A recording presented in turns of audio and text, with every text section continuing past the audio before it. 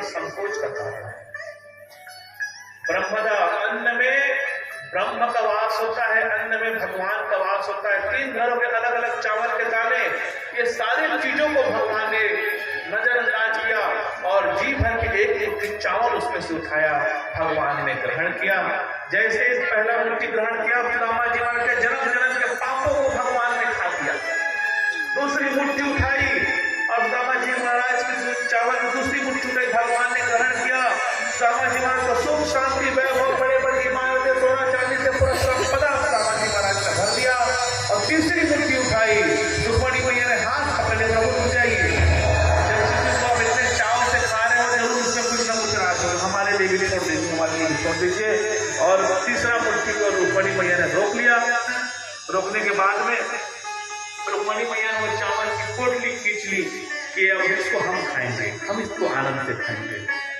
कुछ समय सुदामा जी महाराज द्वारका में अपना समय बिताए, यथा योग्य बातें भगवान कृष्ण के साथ लोग करने लगे। भगवान कृष्ण नटखट हैं, देखिए जी भगवान कृष्ण बहुत नटखट है, बहुत चंचल है। सुदामा जी से कहते हैं कि प्रभु सुदामा मित्र यह रहे के विचार के घरों का तो सुनता आते कि नहीं आते, घर और जाने के लिए जा रहे हैं लोग, लेकिन सोचता नहीं है कोई बात। तो सुदामा जी महाराज खड़े हो गए, हाँ मित्र जाता हूँ मित्र जाता हूँ। जैसे ही जाने लगे सुदामा जी महाराज डंडा दे दो, मेरा जाता हूँ। जैसे जाने लगे तो भगवान ने आवाज दी, सुदामा रुको रुको रुको रुको, आओ जरा। बोले मित्र आप जब आए तो खाली पैर आए थे, याद है आपको? मेरा जो महल है ना वो बड़े अच्छे से पत्थर लगे हुए, इसमें आप फिसल न जाओ, इसलिए मैंने भर के आपको पादुका दी थी, वो पादुका वापस करो मेरा। तो सुदामा जी कहते लो मित्र आपका है, आपका रखो रखो रखो, आपका है लो अब जाओ। ऐसा कहा भगवान ने। सुदामा जी जैसे जाने लगे भगवान ने पुनः आवाज दी, सुदामा रुको रुको रुको रुको रुको रुको, आप आए थे, आपको याद है कि आप फटे पुराने कपड़े पहन करके आए थे, आपके शरीर पर कपड़ा नहीं था, वो जो अच्छे कपड़े आप पहन रखे हैं मैंने दिए आपको, ये कपड़े मेरे वापस करो।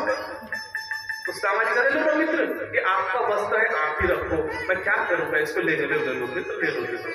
सुदामा जी कहा फिर चले जाते। रुक्मणी मैया को बड़ा गुस्सा आया, रुक्मणी मैया को बड़ा गुस्सा आया। रुक्मणी मैया का इधर तो आइए जी। बोले क्या बात है रुक्मणी, द्वारका में क्या चप्पल की कमी है, पादुका की कमी है? एक जोड़ी अगर सुदामा जी ले जा रहे हैं तो आपका इसमें क्या कमी हो जा रहा है, बताओ मेरे को। कपड़े की कमी है क्या द्वारका में? अगर एक आध कपड़ा वो लेकर चला जाता है तो क्या कमी हो जाएगी द्वारका में वस्त्रों की? तो भगवान कृष्ण की आंखों में आंसू दबदबा गए, भगवान कृष्ण रोने लगे। भगवान कृष्ण ने कहा कि हाँ रुक्मणी हमारे यहाँ पादुका की कमी नहीं है, हमारे पास तो बहुत चप्पल है, बहुत पादुका है, हमारे यहाँ वस्त्रों की कमी नहीं, हमारे पास तो बहुत वस्त्र है।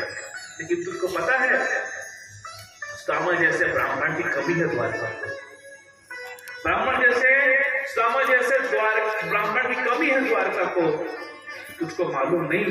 अगर इस सुदामा के नंगे पांव हमारे द्वारका भूमि को स्पर्श करते हैं, अगर सुदामा जी के शरीर से निकलने वाला पसीना का बूंद अगर द्वारका नगरी को स्पर्श करते हैं, अगर सुदामा जी के शरीर पर, नंगे शरीर पर अगर यहाँ के वायु स्पर्श करते हैं तो द्वारका द्वारका नहीं रहेगा, बल्कि हमारा द्वारका द्वारका धाम बन जाएगा, द्वारका धाम बन जाएगा, नहीं जा सकते। रुक्मणी मैया बहुत प्रसन्न है, प्रभु आपकी लीला को आप ही समझते हैं। स्वागत है आपका। कहाँ चले जाओ? सुदामा जी वहां है। बोले महाराज स्वागत है आपका, स्वागत है। द्वारपालों को देखकर सुदामा जी कहते भैया मेरा स्वागत है, आप लोग कौन हो? बोले महाराज हम द्वारपाल हैं। बोले कौन से नगर के द्वारपाल हो? तो द्वारपाल कहता सुदामा नगरी के द्वारपाल है। सुदामा नगरी के? बोले हाँ महाराज आपकी नगरी आपकी नगरी का नाम सुदामा नगरी तो आपके नाम से है। तो उतने में सुदामा जी महाराज की पत्नी दौड़कर आती है, सुशीला। नहीं बना है तो एक दिन बन जाओ इसमें तो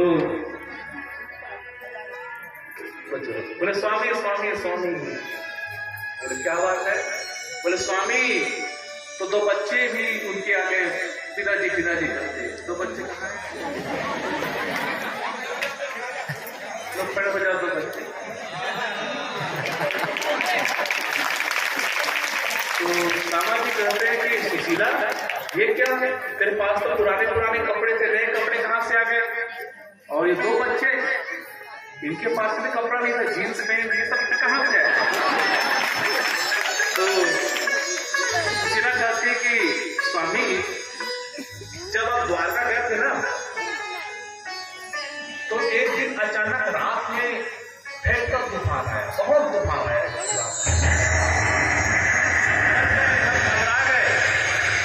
हमने अपने दरवाजा बंद कर लिया, और जैसे दरवाजा बंद किया और तूफान जैसे ही शांत हुआ, तो जैसे हमने पट खोला तो पता स्वामी हमने क्या देखा? बड़ी बड़ी इमारतें खड़ी हो चुकी थी, सोने चांदी हीरे मोतियों की बरसात हो रही थी, नाना प्रकार के व्यंजन हमारे घर में आ चुके थे, सुख शांति समृद्धि से माता लक्ष्मी की भारी कृपा हमारे यहाँ हो गई। रामा जी महाराज समझ गए कि प्रभु हमने